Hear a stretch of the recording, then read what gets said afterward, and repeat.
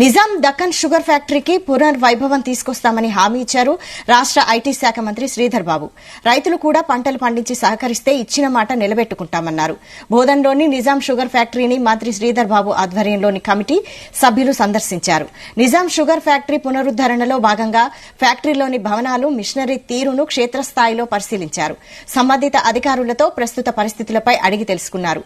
అక్కడే ఉన్న రైతులు, ఫ్యాక్టరీ కార్మికులతో మాట్లాడారు. అనంతరం రైతులతో నిజాం షుగర్స్ పునరుద్దరణ కమిటీ వారు ప్రత్యేక సమావేశం ఏర్పాటు చేశారు.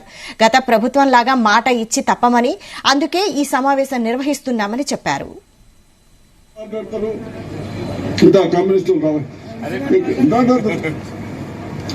ఈరోజు రైతు ఒక పక్షాన, కార్మికులకు ఒక పక్షాన, ఉద్యోగస్తులు, నిరుద్యోగుల పక్షాన, అందరి పక్షాన పనిచేయడానికి ఒక అవకాశం ఇచ్చిండ్రు. మీరందరూ మార్పు కోరిండ్రు, మార్పు చూపెడతాం. మేము ఏ విధమైన మార్పు చూపెడతామో 60 రోజులు గడిచింది.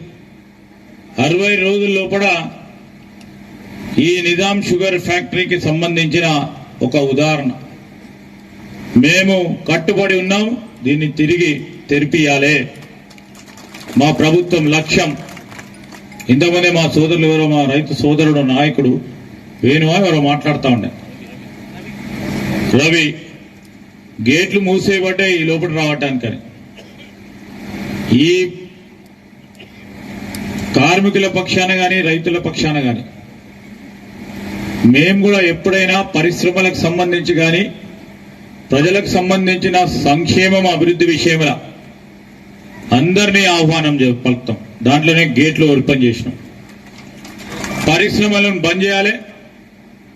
రైతు సంక్షేమానికి వ్యతిరేకం, ప్రజా సంక్షేమానికి వ్యతిరేకం ఉన్న వాళ్లకు గేట్లు బంద్ చేస్తాం. రేపు పొద్దుగాల కూడా ఇదే మా ఖచ్చితమైన నిర్ణయం. పని చేయాలి, సంక్షేమం గురించి ఆలోచన చేసిన వారికి కుల్లా ఉంటాయి గేట్లు. కానీ ఈ ఫ్యాక్టరీ బంద్ చేయాలి అనే ఆలోచన ఉన్న వారికి తప్పకుండా గేట్లు బంద్ చేస్తాం.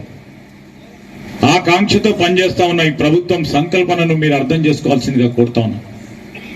నేను తెలుసుకోవడానికి మొన్న ప్రధానంగా మరి పెద్దలు సుదర్శన్ రెడ్డి గారు గాని, కమిటీ సభ్యులైన జీవన్ రెడ్డి గారు గాని, మా సహచర గౌరవ మంత్రివర్గ సోదరులు దామోదర్ రాజనరసింహ గారితో పాటు మా ఇండస్ట్రీస్ డిపార్ట్మెంట్ కు సంబంధించిన అధికారులు, అదేవిధంగా ముఖ్యమంత్రి గారి సమక్షంలో మీటింగ్ ఏర్పాటు చేసుకున్నాం. మీరు పేపర్లో కూడా చూసుంటాం.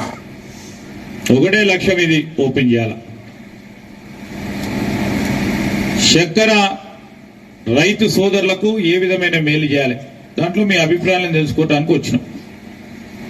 ఒకటి ప్రధానంగా ఇంతకుముందు మా మోహన్ రెడ్డి మాట్లాడుతున్నప్పుడు ఫ్యాక్టరీ ఓపెన్ చేయన్నా ముందు రైతులు పంటలు వేసుకోవాలని ఆలోచన చేస్తున్నారు. రెండు ఒకటేసారి మొదలు పెట్టాల. ఫ్యాక్టరీ ఓపెన్ చేసుకున్నాక రైతు సోదరులు వేసుకున్నారంటే అది నడవదు.